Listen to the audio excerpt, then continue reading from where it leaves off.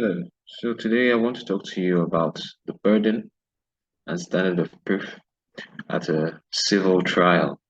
Now, when we talk about the burden of proof, that is talking about the party that has the responsibility of proving a thing at trial. While when we talk about the standard of proof, we're now talking about the degree to which a thing needs to be proved. All right. Now, in terms of the burden of proof, what the Evidence Act tells us is that the burden would lie on the party who would fail if no evidence was given at all by either side. Now, by default, this would be the claimant, because the claimant is the one who's making claims, who's making assertions or allegations against the other party. So the claimant by default is the one who has that burden of proving a thing at trial. But you see that this burden is not a static burden, because if the claimant has been able to discharge the burden, it then falls on the defendant to disprove what the claimant has said.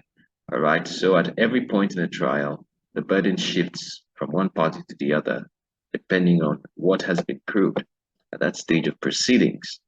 Now, in terms of the standard of proof, what the Evidence Act tells us is that the standard of proof in a civil trial is proof on the balance of probabilities, all right, or proof on the preponderance of evidence.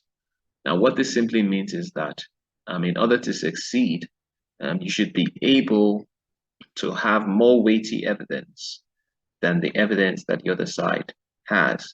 So if the evidence of both sides are put on the scale, yours should weigh more than the other side's evidence. So you see that the standard of proof in a civil trial is not a very high threshold. You don't need to overwhelm the court as such with evidence. You just need to be able to prove your own case more than the other side can prove theirs. All right. And how many witnesses does one need to call in order to, discharge this standard of proof? Now, what the Evidence Act tells us is that there is no particular number of witnesses that need to be called at trial to prove a thing. All right. That's from Section 200 of the Evidence Act. And what that means simply is that even if you have one witness and that witness has very credible evidence and high quality evidence, then that witness alone may be sufficient, all right, for you to discharge your standard of proof. The only exception, of course, would be in cases where corroboration is required. And when we talk about corroboration, this means you need at least two witnesses, all right, because you have one witness who is independent of the other and confirming the testimony of the other witness. So except where corroboration is required, you just need one, all right? Evidence Act says there's no particular number, which means one may be sufficient. Now, in what cases would corroboration be needed? Corroboration would be needed for proof of breach of promise to marry. It would also be required for proof of custom.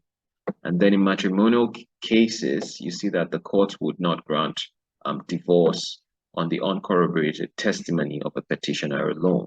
All right, so those are the only exceptions in civil trials where corroboration, so at least two witnesses, are required. Apart from that, there is no particular number that is needed to prove a thing at trial. So I hope you've enjoyed learning something new again today, and I'll see you again some other time. Bye-bye.